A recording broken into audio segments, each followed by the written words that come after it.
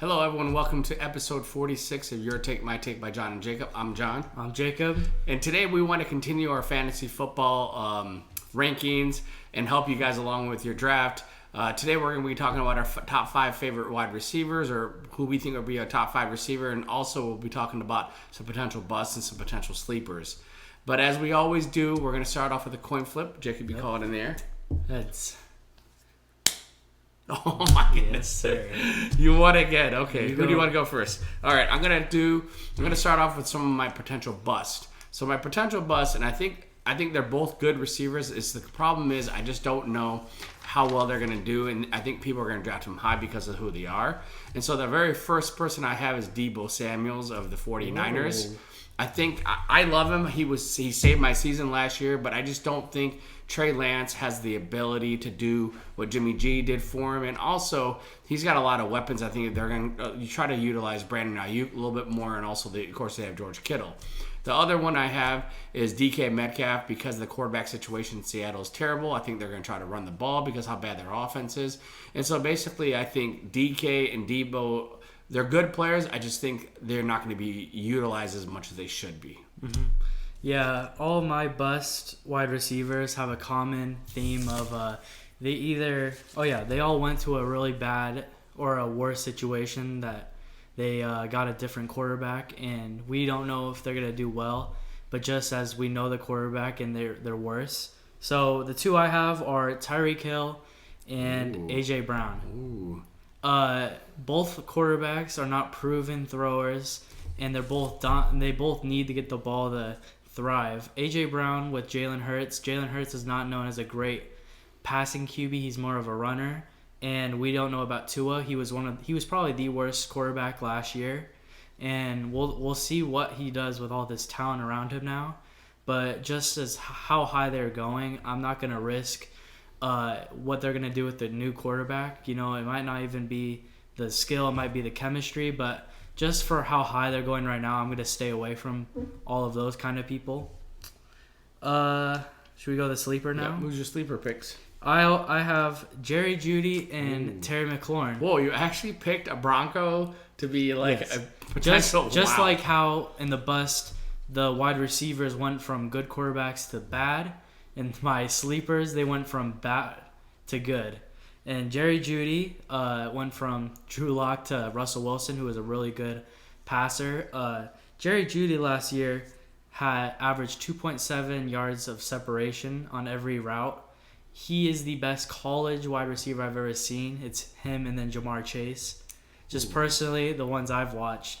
But he's a very good wide receiver, and now that he has a really good quarterback, I think he could really break out this season. And same with Terry McLaurin.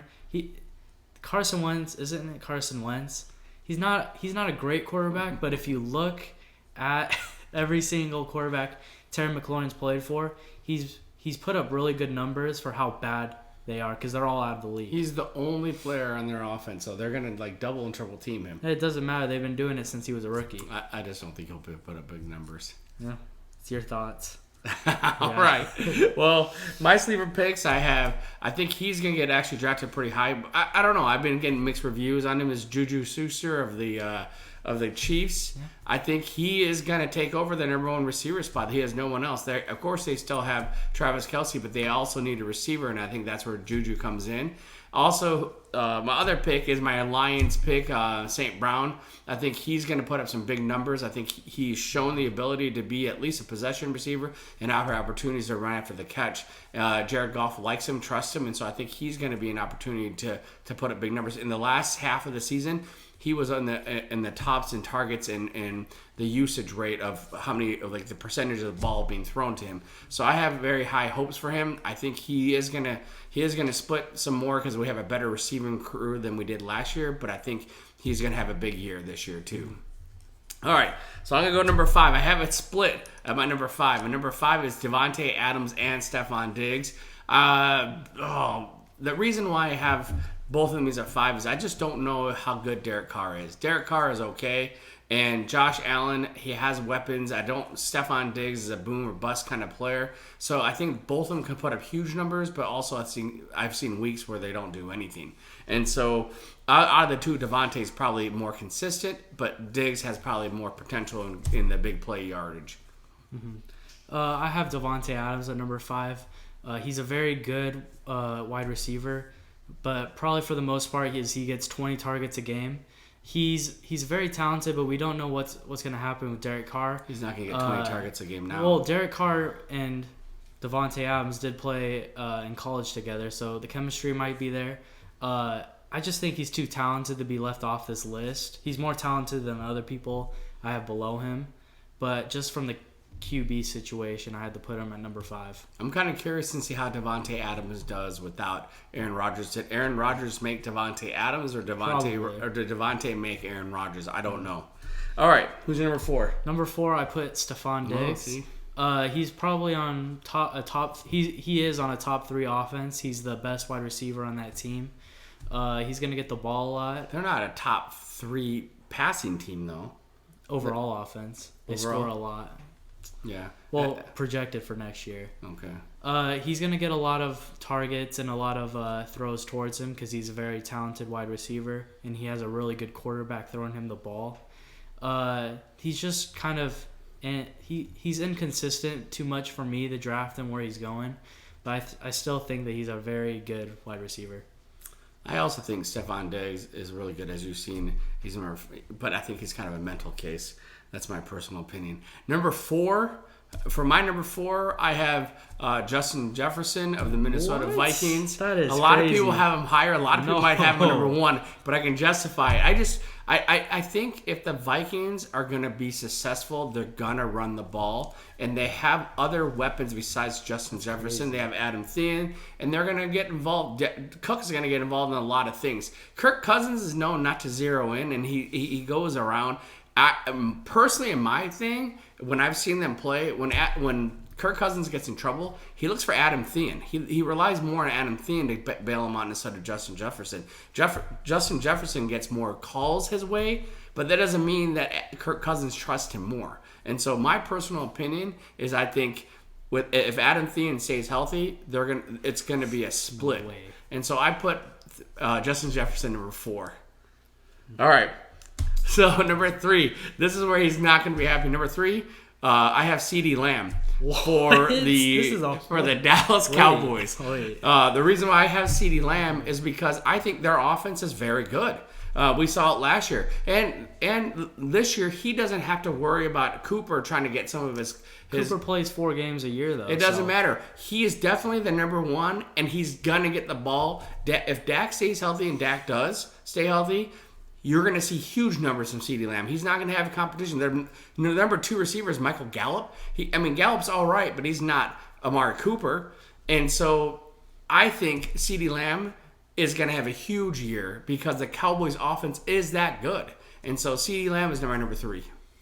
Well, yeah, I'm going to give you a legit wide receiver for number 3, Jamar Chase. This guy has potential to be number 1. If you look at the Bengals' offense, they got better. They got a better offensive line, so Joe Burrow is going to have more time. And he's just a very, very talented wide receiver. He's big, he's fast, and when he gets the ball, we've seen him make plays. Why do you think Chase is below? I mean, if you look at the 2 quarterbacks, who would you rather have? Joe Burrow. Yeah. So why wouldn't you have... Dak's not proven. No, I'm talking about even Justin Jefferson. Justin Jefferson has Kirk Cousins, and then Jamar Chase has Joe Burrow. Who would you rather Jefferson have? gets the ball a lot more. I don't think so. And you forgot Thielen it gets hurt a lot. Yeah, he missed like 8 games last year. But when he plays, he gets a lot of targets. And he gets end zone targets. When they're 5-7 yards out, he gets end zone targets. Jefferson is probably the best at making things out of his 12-yard dinker throws. Okay. Well, but Jamar Chase is just a freak of nature, and he has potential to be number 1. I think he has potential to be number 1 too. Yes. So who's your number 2? Well, of course, it's Justin Jefferson. I'm a big fan of Justin Jefferson. I had him rookie year. It seems like you have a totally dominated. It seems like you have a weird crush on the Minnesota Vikings. They- You and Lizzo have a weird crush on the Well, Minnesota Vikings. Every single player I've drafted on the Vikings has made my team a lot better. Started with Dalvin Cook, and then it went to Justin Jefferson. Okay. And I'm just a believer in Justin Jefferson. For me, he's going number 5 in the draft, which is kind of really high. It's above Cooper Kupp, but he has a really good potential. And as we saw last year, when he gets the ball, he's very dominant. And I don't think Adam Thielen's gonna play a full season. I don't think he ever really has. He has a lot of risk. I just think that Justin Jefferson is going to explode, especially with the new coach. Yeah. Well, no, my number 2 is Jamar Chase. I like Jamar Chase because he's a better athlete than Justin Jefferson, just like they were when they were teammates at LSU. Who was better? It was Jamar Chase. Who would you rather have on your team in real life? Jamar Chase. And so I think Jamar Chase is a better player. I think Joe Burrow is a better quarterback, and I think the Cincinnati Bengals have a better offense. And so I don't think it's a question. I think Jamar Chase is going to have a bigger year. I think Jamar Chase is a better receiver and overall better athlete than I mean, don't get me wrong, I love Justin Jefferson. If I get Justin Jefferson, I would be very happy. I just don't think he's as good as Jamar Chase. All right. So my number 1 is, I think it's pretty much everyone's number 1, especially in any kind of PPR league or half PPR league. It's Cooper Kupp. Cooper Kupp is just a man. We saw him live, and his footwork, his breakouts, his route running, his hands are incredible. And he has a quarterback in Matthew Stafford that has a history that if he likes and trusts a receiver, he's going to throw to him all the time. He did that with Calvin Johnson. Now he's doing that with Cooper Kupp. He's literally made Cooper Kupp millions and millions of dollars and made him relevant in all sorts of talks because Matthew Stafford throws him the ball. And so I think nothing changes. I think the Rams are the Super Bowl champ. They are the Super Bowl champs, and they're not going to change just because people are catching on to the game plan. They had their game plan week 3 when they realized Cooper Kupp was going to get 20 targets a game, but people couldn't stop him. So Cooper Kupp, I have him number 1, and he's going to go pretty high in most people's board. He will go high in people's just board. Because of the PPR leagues that are going to make him very valuable. Yes. Well, it's first off, Cooper Kupp is my least favorite player. He plays for the LA Rams, and I've drafted him every single year besides last year. Of course, the one year he actually did something. Well, that's kind of your fault. Cooper Kupp, this is just a diss to him. It's easy to be the number 1 wide receiver when you get 30 targets a game. I mean, I could go out there and be a top 15 wide receiver if I get 15 targets or 30 targets a game. It's not that hard to catch the ball and go. Yes, it is. When you get the ball 30 times to you. All right. Well, the fact that he doesn't get hurt is also a testament to his body of work. But he's going to be the number 1 player just because he has a QB that loves to throw him the ball and is actually pretty good at football.